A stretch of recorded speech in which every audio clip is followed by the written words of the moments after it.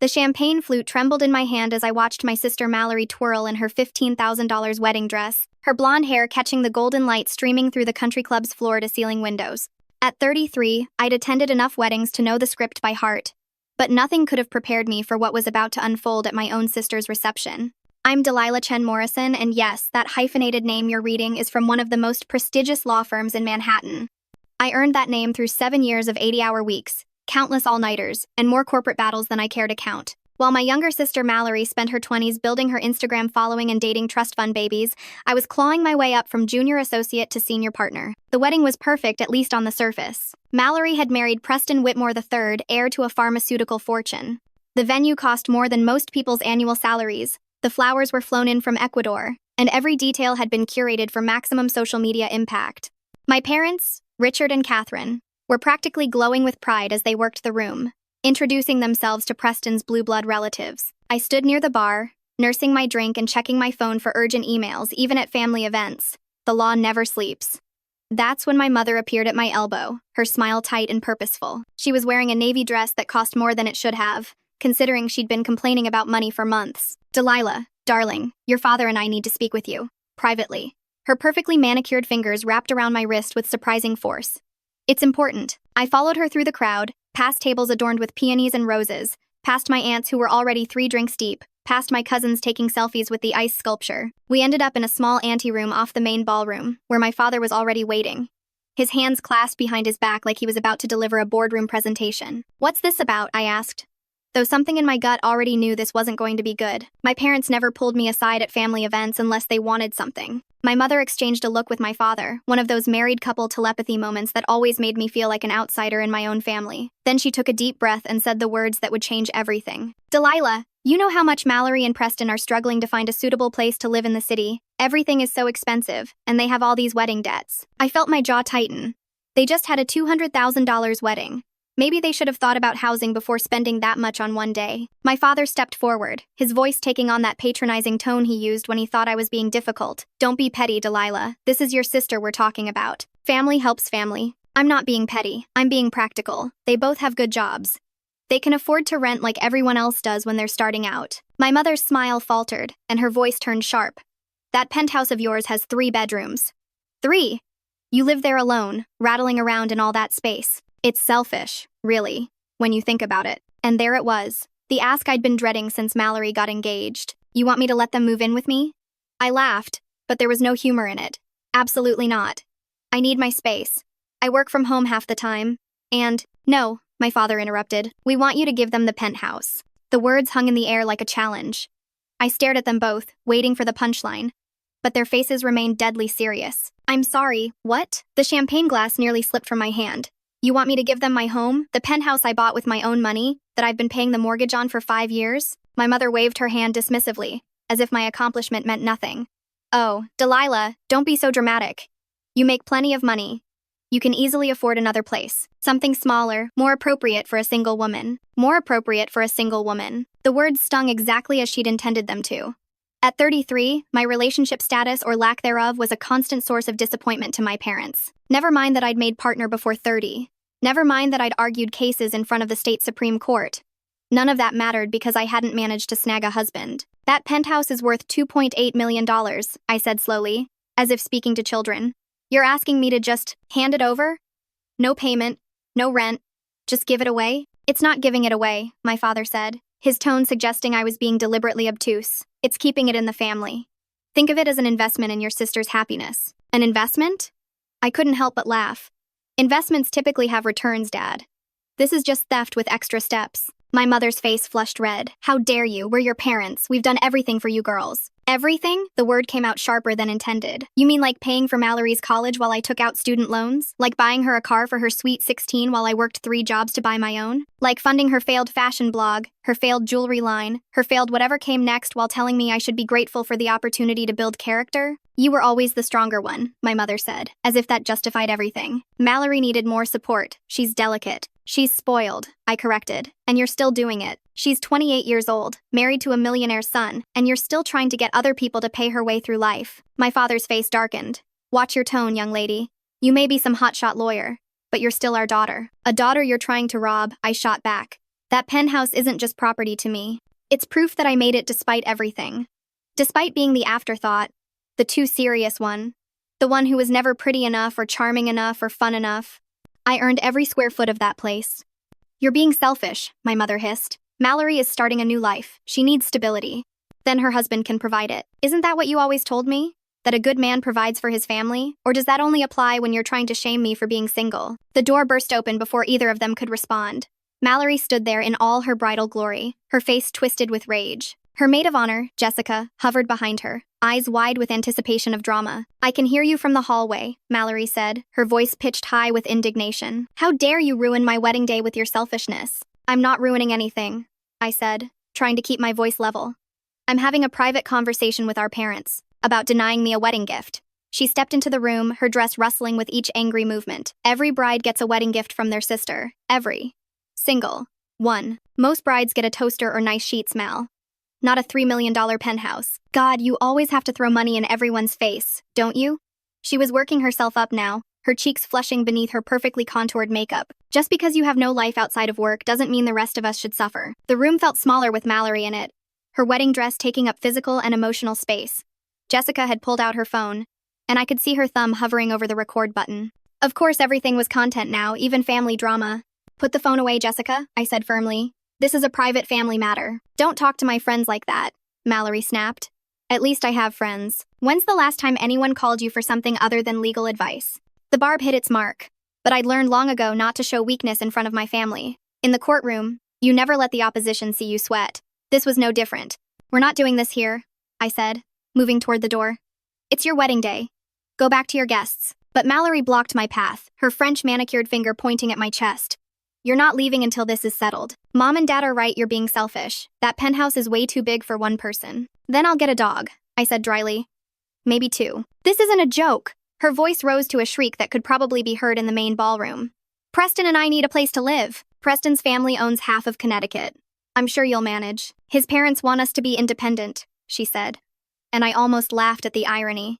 They want us to make it on our own. So you're asking me to give you my home? How is that making it on your own? It's different, she insisted. You're family. Family helps family. Funny how that only seems to go one direction, I muttered. My father stepped between us. Enough, Delilah, we're not asking. We're telling you. You will do this for your sister. I'm 33 years old, I said quietly. You can't tell me to do anything anymore. Then you're no longer welcome in this family, my mother said, her voice cold as winter. If you can't share with your own sister, then you're not the daughter we raised. You're right, I agreed. I'm not the daughter you raised. The daughter you raised was Mallory, spoiled, entitled, and expecting the world to hand her everything on a silver platter. I raised myself. The slap came without warning. Mallory's hand connected with my cheek with enough force to snap my head to the side. The crack echoed in the small room, followed by a moment of absolute silence. My cheek burned, and I could taste copper where my teeth had cut the inside of my mouth. Jessica was recording now, her phone held high, catching every second. You bitter, jealous bitch, Mallory hissed. You've always hated me for being prettier, for being more loved, for being everything you're not. I touched my cheek gently, feeling the heat radiating from the impact. Then I smiled the same smile I wore when I knew I had a witness in cross-examination exactly where I wanted them. Jessica, I said calmly, not taking my eyes off my sister. Did you get that on video? Jessica looked between us, suddenly uncertain. Because assault is a crime, I continued, my voice conversational. And you just recorded evidence of it. Now, I could press charges. Given that we're in front of witnesses and there's video evidence, it would be a pretty simple case. The publicity would be interesting too. Instagram influencer bride attacks sister at own wedding. That would trend, don't you think? Mallory's face went pale beneath her makeup. You wouldn't dare, wouldn't I? I pulled out my phone. I have the district attorney's personal number. We went to law school together. Should I call him now, or would you prefer I wait until after you cut the cake? My parents stood frozen, my mother's hand covering her mouth in shock. They'd never seen Mallory lose control like this. She'd always been so good at maintaining her perfect image in front of them. But weddings and champagne have a way of bringing out people's true colors. You're bluffing, Mallory said, but her voice wavered. You wouldn't ruin my wedding. I'm not ruining anything, I replied, dabbing at my split lip with a cocktail napkin. You're the one who just committed assault in front of witnesses. I'm just considering my legal options. Preston appeared in the doorway, his face flushed from champagne and celebration. What's going on? Babe, the photographer wants to. He stopped short, taking in the scene. His bride's furious face, my reddening cheek, our parents looking stricken, and Jessica still holding her phone up like she was documenting a crime scene. Which, technically, she was. Your wife just slapped me, I informed him pleasantly. Because I won't give her my penthouse apartment as a wedding gift. Congratulations, by the way. You married quite the princess. Preston's eyes widened. Mallory, what the hell? She's being selfish. Mallory turned to her new husband, tears starting to stream down her face, ruining her expensive makeup. She has that huge place all to herself, and she won't share with family. You hit her? Preston looked genuinely shocked. At our wedding? She provoked me. By refusing to give you her home? Preston ran a hand through his carefully styled hair. Jesus Christ, Mallory. I watched this unfold with a sort of detached interest. In my line of work, you learn to recognize the moment when a situation starts to spiral beyond anyone's control. This was that moment. I'll make you all a deal, I said, cutting through their argument. I'll walk out of here right now, and we'll pretend this never happened. I won't press charges, I won't make a scene, and your wedding can continue as planned. But in exchange, this is the last time anyone in this family asks me for anything. No money, no favors, no free legal advice, and certainly no real estate. We're done. You can't just cut us off, my mother gasped. We're your family. Family doesn't demand $3 million gifts, I said. Family doesn't assault each other at weddings. Family doesn't treat one daughter like a bank account while worshipping the other. I knew you were jealous, Mallory spat, mascara now running in black streams down her cheeks. You've always been jealous of me. Of what, exactly? I asked. Your inability to support yourself? Your toxic relationship with our parents' money? Your husband who looks like he's about to have a panic attack? Preston did indeed look ill. Mallory, we should go.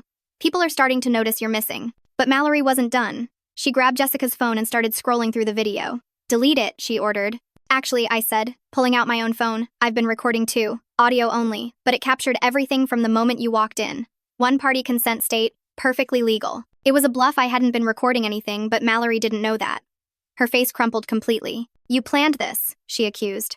You wanted to humiliate me at my own wedding. No, Mallory. You did that all by yourself. I just wanted to attend my sister's wedding, give you the completely reasonable gift from your registry that I bought, and go home to my apparently controversially large apartment. You're the one who decided to make it into a soap opera. The sound of voices grew louder in the hallway. Guests were starting to wonder where the bride had disappeared to. We need to get back, Preston said urgently. People are asking questions. Let them ask, I said, standing up and smoothing my dress. I'm leaving anyway. You can't leave. My mother grabbed my arm as I headed for the door. What will people think? I don't care what people think, I said, gently but firmly removing her hand. I stopped caring about that the day I realized you'd never see me as anything more than Mallory's less attractive, less charming older sister. That's not true, my father said, but his protest was weak, unconvincing. Isn't it? Name one time, just one, when you chose me over her. When you celebrated my achievements without immediately pivoting to how Mallory was feeling. When you didn't excuse her behavior by saying she was sensitive or artistic or whatever euphemism you were using that week for spoiled. Silence. Even Mallory had stopped crying, watching our parents struggle to come up with a single example. That's what I thought, I said quietly. The door opened wider, and 3 of Mallory's bridesmaids peered in, their faces bright with curiosity and alcohol. Mal, the DJ is about to announce the, oh my god, what happened to your face? Mallory's hands flew to her cheeks, where her makeup had become a disaster of streaked mascara and smeared foundation. Nothing. Just give me a minute. Is that blood on Delilah's lip? One of them, Ashley, I think, pointed at me with a champagne flute. Family disagreement, I said simply. Nothing to worry about. The bride just needs a touch-up. Jessica, still holding her phone, looked between Mallory and me. Should I? Keep the video, I told her. You never know when you might need evidence of someone's true character. Don't you dare, Mallory snarled at her friend. Preston finally took charge, ushering the bridesmaids out. Ladies, give us 5 minutes. Tell the DJ to play another song, and we'll be right out. When they were gone, he turned to his new wife. We need to fix your face and get back out there. Now. Not until she agrees to— Mallory, stop. His voice was firm in a way I'd never heard before. You just assaulted your sister at our wedding because she wouldn't give you her apartment. Do you hear how insane that sounds? You're taking her side? Mallory's voice rose to a shriek. You're my husband. And as your husband, I'm telling you that you're wrong. We don't need her apartment. We can afford our own place. But why should we have to when she has? Because it's hers, Preston exploded. Christ, Mallory, when did you become this person? The woman I fell in love with wouldn't demand someone else's home like it was her birthright. I watched my sister's face cycle through emotions, shock, rage, hurt, and finally, a calculating coldness I recognized all too well. It was the look she got when she was about to play her trump card. Fine, she said quietly. If that's how everyone feels, then I guess I'm just the villain here. The spoiled little sister who dared to ask for help. She turned to our parents. I hope you remember this moment when Delilah abandons you too. when you need her and she's too busy with her precious career to care. Mallory, my mother started, but my sister wasn't finished. And you, she pointed at me, her finger shaking with rage. I hope that penthouse keeps you warm at night. I hope it's worth losing your family over. It's not about the penthouse, I said tiredly. It's about respect. It's about boundaries. It's about 28 years of being expected to sacrifice everything I've worked for because you want it. We should go, Preston said, taking Mallory's arm. People are waiting. As they moved toward the door, Mallory turned back one more time. You're not welcome at the reception. Security will escort you out if you try to come back. I wouldn't dream of it, I assured her. Enjoy your wedding, Mallory. I hope it's everything you paid for. The valet took 15 minutes to bring my car around, and in that time, word had already spread through the wedding like wildfire. I could see guests peering out the country club windows, phones in hand, probably texting everyone they knew about the drama. By the time I slid into my Tesla, my phone was buzzing nonstop. The first text was from my Aunt Linda. What happened? Your mother is crying in the bathroom. Then my cousin Derek. Did Mallory really hit you? And from a number I didn't recognize. This is Jessica. I'm so sorry about what happened. That wasn't right. I turned my phone to silent and drove home to my controversially large penthouse. The city lights sparkled below as I rode the elevator to the 15th floor, and when I opened my door, I was greeted by exactly what I'd worked so hard for: peace, quiet, and space that was entirely mine. I poured myself a glass of wine, sat on my balcony, and watched the sunset paint the skyline gold. My cheek throbbed, and my lip was definitely swollen, but for the first time in years, I felt free. No more pretending that the family dynamics were normal. No more swallowing my resentment with a smile. No more being the responsible one who had to fix everyone else's problems. My phone continued to light up with messages, but I ignored them all. Tomorrow would bring its own chaos, but tonight I was going to enjoy my freedom. I should have known the peace wouldn't last. At 2 a.m., my doorman called. Miss Chen Morrison? I'm sorry to wake you, but there's a situation in the lobby. What kind of situation, George? Your parents are here. They're quite insistent about seeing you. I sighed, pulling on a robe. I'll be right down. The lobby of my building was usually pristine and quiet, all marble and modern art. But now my parents stood there, my mother still in her wedding outfit but disheveled, my father looking older than I'd ever seen him. Absolutely not, I told George. They're not on my approved visitor list. Delilah, please. My mother's voice cracked. The wedding was a disaster after you left. That's not my problem. She's our daughter, my father said to George, as if that would change building policy. I'm sorry, sir, George said firmly. Without Miss Chen Morrison's permission, I can't allow you up. It's okay, George, I said. I'll talk to them here. Witnesses might be good. My mother's face flushed at the implication. We're not going to. We just want to talk. Then talk. They looked around the elegant lobby, clearly uncomfortable having this conversation in semi-public. After you left, Mallory had a breakdown, my father said finally. She told everyone you attacked her, that you tried to ruin her wedding out of jealousy. Of course she did. But Jessica posted the video, my mother continued. The real one. Of her slapping you. It's everywhere. I pulled out my phone for the first time in hours. Sure enough, I had hundreds of notifications. The video had been posted on TikTok with the caption, Bride slaps sister for not giving her a free apartment at wedding. Number Bradzilla number wedding drama number entitled. It had 3 million views. The comments, my mother whispered. They're horrible. People are saying terrible things about Mallory, about us, about how we raised her. And you're here because? You need to fix this, my father said, as if it were obvious. Post something saying it was a misunderstanding. Tell people to stop attacking your sister. I laughed, actually laughed in their faces. You woke me up at 2 a.m. to ask me to lie for the woman who assaulted me, after you tried to guilt me into giving her my home? It's destroying her, my mother cried. Preston left the reception early. His parents are mortified. Mallory's brand partnerships are already pulling out. Her brand partnerships, I repeated, incredulous. That's what you're worried about? She physically assaulted me. And you're concerned about her Instagram sponsorships? You don't understand, my mother said desperately. That's her income. That's how she and Preston were planning to... To what? Live? I thought Preston's family had money. My father looked uncomfortable. There have been some complications with his trust fund. His parents weren't happy about the wedding costs. So let me get this straight, I said slowly. Mallory married a man whose parents control his money. She depends on social media for income.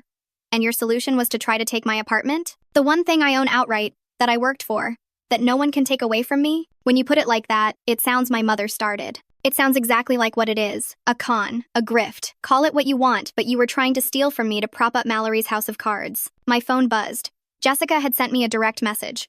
I'm really sorry. I didn't mean for it to blow up like this.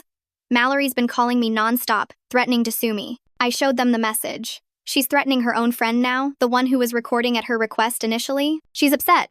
my father said weakly. She's facing consequences, I corrected. Maybe for the first time in her life. Please, Delilah. My mother grabbed my hands, tears streaming down her face. She's your sister, your only sister. And I was her only sister too. That didn't stop her from humiliating me, assaulting me, and then trying to destroy my reputation when I left quietly. George cleared his throat.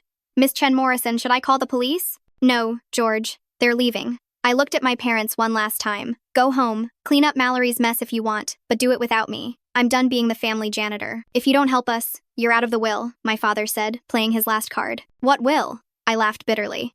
The house you mortgaged to pay for Mallory's wedding? The retirement funds you drained for her failed businesses? The family jewelry you already gave to her? Keep it all. I'd rather have nothing from you than spend another minute being manipulated. I turned and walked back to the elevator, leaving them standing in the lobby. George, bless him, stood firmly between them and the elevator bank, his arms crossed like a sentinel. Back in my apartment, I finally scrolled through the chaos online. The video had spread across every platform. People had found Mallory's Instagram, her wedding hashtag, even Preston's family business. The comments ranged from supportive of me to absolutely brutal toward Mallory. Imagine being so entitled you demand someone's home as a wedding gift. The parents are just as bad. You can see where she got it from. That poor sister. She handled it with such class. Preston, RUN. But what caught my attention was a comment from someone named Sarah Mitchell. I went to college with Mallory. She did the exact same thing to her roommate, demanded her car because she didn't really need it and turned everyone against her when she said no. Pattern much? More stories started emerging in the comments. Former friends, classmates, coworkers, all sharing similar experiences with Mallory. The slap had opened a floodgate of people finally feeling safe to share their stories. My phone rang. Unknown number. Against my better judgment, I answered. Delilah? The voice was male, tired. It's Preston. Preston, I said carefully. It's 3 a.m. I know, I'm sorry. I'm sitting in my car outside the Four Seasons and I don't know who else to call. Where's Mallory? At her parents'. Your parents, I couldn't. I needed space to think. There was a long pause. I could hear traffic in the background, the occasional honk of a horn. The video, he continued. It's not just the slap. It's the conversation before. The demands about your apartment. Someone recorded the whole thing from outside the door. The part where your parents said you should give us your home. Where Mallory called you bitter and jealous. It's all out there. I didn't know about that recording. One of my groomsmen. He thought it was going to be funny wedding drama to laugh about later. He didn't expect. Preston trailed off. My parents are furious. They think I married into a family of grifters. Did you? He was quiet for so long, I thought he'd hung up. Then I loved her. Or I loved who I thought she was. The woman in that video, making those demands, hitting you, I don't recognize her. That's who she's always been, Preston. She just never had to show you before because she always got what she wanted. My parents are threatening to cut me off completely if I don't get an annulment. That's between you and them. I know, I wanted to apologize. And to ask, did she ever not be like this? When you were kids, was there ever a time when she was just normal? I thought about it, really thought about it. When she was very young, maybe 5 or 6, before she learned that crying got her whatever she wanted. Before my parents decided she was the pretty one, the special one. There was a brief window where she was just my little sister. What happened? She won a beauty pageant. One of those horrible child pageant things. My parents entered us both, but I was too tall, too awkward, too serious. Mallory won, and it was like a switch flipped. Suddenly, everything was about maintaining her beauty, her specialness. I became the smart one, which meant I didn't need help, attention, or affection. I was expected to succeed quietly while Mallory was celebrated for existing. That's horrible. That's family, I said simply. At least, that was my family. The apartment thing, Preston said. Was that really the first time they'd asked? No, they've been hinting for months. First it was, wouldn't it be nice if Mallory lived closer? Then, that place is so big for one person. Tonight was just the first time they demanded it outright. And the slap? First time she's hit me since we were teenagers. Usually, she just cries until everyone gives in. Preston sighed heavily. I can't believe I didn't see it. Love makes people blind. And Mallory is very good at being whoever she needs to be to get what she wants. What should I do? That's not for me to say, Preston. But ask yourself this: if the money really is gone, if the social media career is over, if she has to actually work for a living like the rest of us, who will she become? And is that someone you want to be married to? I need to go, he said quietly. Thank you for talking to me. Preston, whatever you decide it for yourself. Not for your parents, not for Mallory, not for anyone else. Is that what you did? Tonight, when you refused them? Tonight was the first time in my life I chose myself over family obligation. And you know what? It feels incredible. He hung up, and I went back to bed. But sleep didn't come easily. My phone continued buzzing with notifications, and somewhere across the city, My family was dealing with the consequences of their own actions for once. The next morning brought a new wave of chaos. Mallory had posted a response video, tears streaming down her face as she played the victim. Mallory's response video was a masterclass in manipulation, but the internet wasn't buying it. She sat in her childhood bedroom, surrounded by wedding photos, mascara strategically smudged. "I was overwhelmed," she sobbed to the camera. "It was my wedding day, and my sister was trying to make it about her. Yes, I asked about the apartment, but it was just a joke." She took it so seriously and started attacking our family, saying horrible things about how she was treated growing up. The comments were brutal. "Girl, we saw the full video. You demanded her home. A joke? Your parents were literally telling her she had to give it to you. The fake crying isn't working anymore, sis." By noon, 3 of her major sponsors had publicly dropped her. The wedding venue posted a vague statement about not condoning violence at our establishments. Preston's family law firm issued a press release distancing themselves from the unfortunate incident. I was in my home office, trying to focus on a deposition prep, when my assistant called. "Delilah, you need to see this. Mallory's doing a live stream." I pulled it up on my laptop. Mallory was spiraling in real time, responding to comments with increasing hysteria. "You don't understand what it's like living in her shadow. Perfect Delilah with her perfect job and her perfect apartment. Do you know what it's like being compared to her every single day?" Someone commented, "But you're the one who got everything from your parents?" "That's a lie," she tells herself. Mallory screamed at the camera. She got to go to whatever college she wanted. She got to choose her career. I had to be the pretty one, the entertaining one. I never got to be smart. It was revisionist history at its finest. Mallory had gotten into several colleges but chose the party school. She'd had every opportunity I'd had, she just hadn't taken them. The live stream continued for another 20 minutes before Preston appeared in the frame, trying to get her to stop. The last thing viewers saw was him reaching for the phone as Mallory shrieked, "Don't touch me! This is all your fault too." An hour later, my doorman called again. "Miss Chen Morrison, there's a Jessica here to see you. She says it's important." I was curious enough to let her up. Jessica arrived looking exhausted, designer bags under her eyes. "I'm sorry to bother you," she said, standing awkwardly in my foyer. "But I thought you should know Mallory's lost it completely. She's threatening to sue everyone. You, me, the guy who recorded the full audio, the venue, the videographer, who won't give her the wedding footage until she pays. She's even talking about suing Preston for abandonment because he won't come back to her parents' house." I led Jessica to my living room, offering her coffee, which she gratefully accepted. "Why are you telling me this?" "Because," Jessica said, wrapping her hands around the mug, "I've been her friend for 10 years, and I've watched her do this to so many people. But this time, she went too far. And seeing you stand up to her, to your parents, it made me realize I've been enabling her." "What do you mean, do this to so many people?" Jessica pulled out her phone, scrolling through old messages. "Remember her college roommate, Sarah, the one who commented on the video?" Mallory convinced everyone Sarah was crazy and jealous. She wasn't. Mallory literally stole her boyfriend and her thesis project, then played victim when Sarah confronted her. Her thesis project? Fashion design. Mallory submitted Sarah's designs as her own for her senior project. When Sarah tried to report it, Mallory had already told everyone Sarah was obsessed with her, trying to copy her.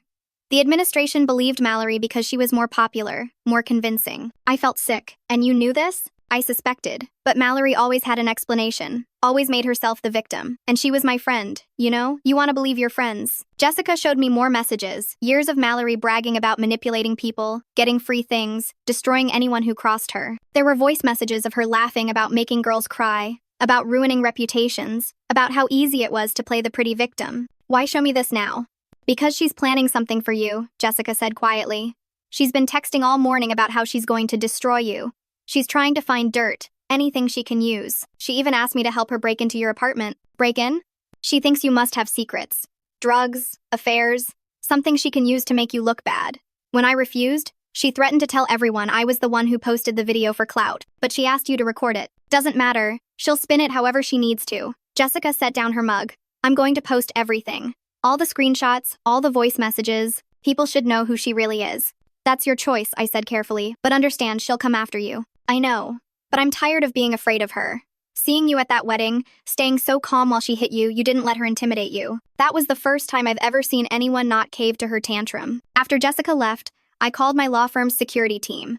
If Mallory was escalating to break-in territory, I needed to be prepared. They agreed to increase security at both my apartment and office. That evening, Preston called again. "I need to tell you something.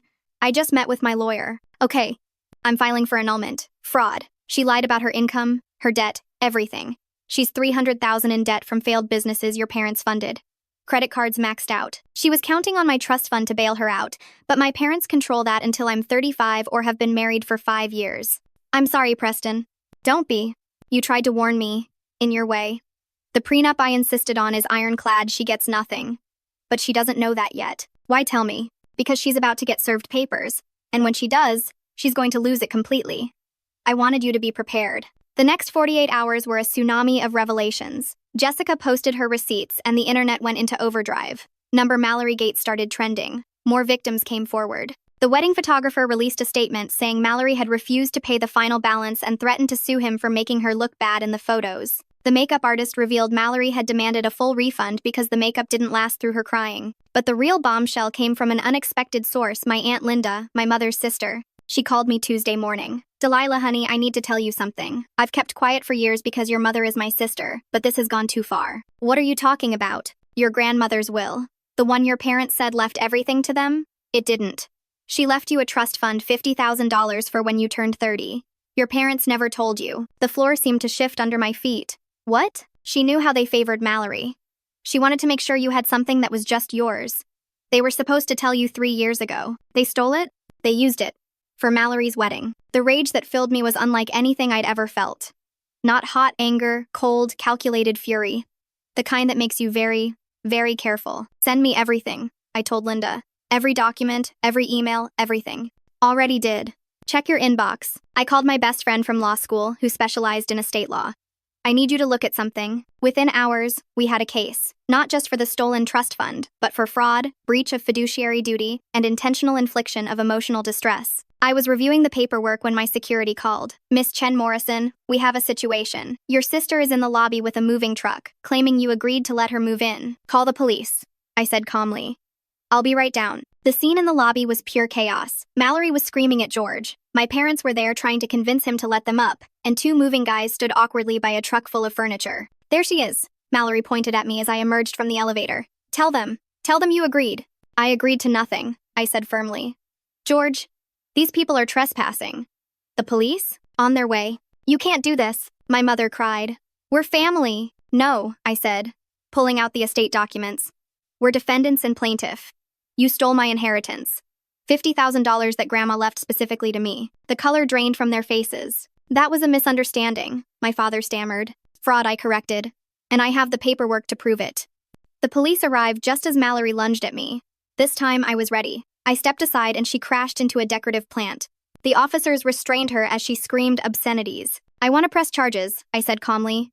For assault, attempted assault, harassment, and attempted breaking and entering. You bitch, Mallory screamed as they cuffed her. I'll destroy you. You already tried, I reminded her. How'd that work out? My parents followed the police car, still trying to convince anyone who would listen that this was all a misunderstanding. The moving guys, thoroughly confused, asked what they should do with the furniture. Take it back wherever it came from, I told them, and send her the bill. That night, Preston sent me a text. Saw the news. She was arrested? She tried to move into my apartment by force. With my parents' help. Jesus, I'm sorry. Don't be. For the first time in my life, I'm free. The legal proceedings took months. Mallory pled down to misdemeanor assault and got community service. My parents were forced to pay back the trust fund with interest.